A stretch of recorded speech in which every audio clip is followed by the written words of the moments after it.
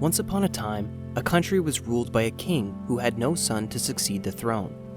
Since the king was getting old, he wanted to select a suitable successor to rule the country. The king sent out notices throughout his country. The notices invited every qualified young man in the country for an interview with the king.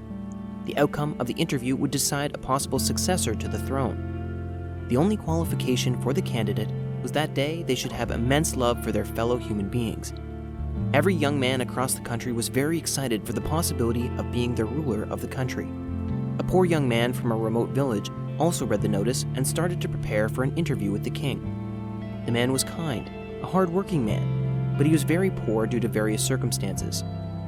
The man had no good clothes to be presentable in the sight of the king, so the young man worked really hard and saved some money to buy him proper clothes and supplies to support him for a long journey to the palace. After he got his supplies and proper attire for the interview, the young man set out on his quest.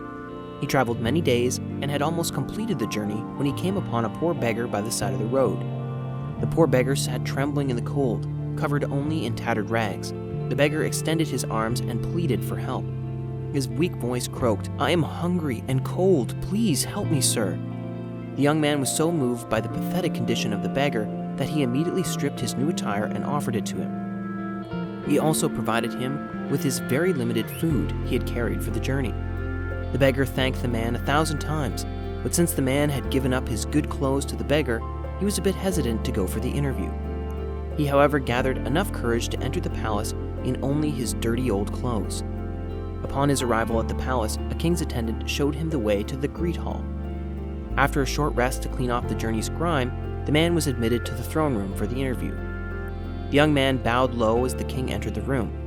When he raised his eyes, he gasped in astonishment as he noticed that the king looked very similar to the beggar he had met on the way.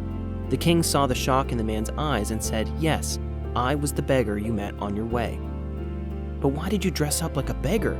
You're a king." "Well, why did you do this to me?" the young man stammered after gaining some composure.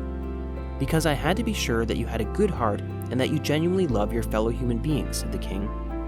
"I knew that if I came to you like a king, you would have done anything to impress me. But that way I would never have known what is truly in your heart. The generosity and love to the one in need without expecting anything is the sign of a great heart. Looking at your love, generosity towards the beggar man proves that you sincerely love your fellow human beings. This country needs a leader who would work for the welfare of all of the nation, not just ones who would offer and cater to the throne. You have proven that you are the right person to be my successor," promised the king.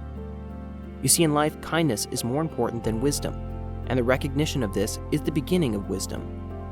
A heart filled with compassion and love for our fellow human beings is the greatest gift we can give to the world.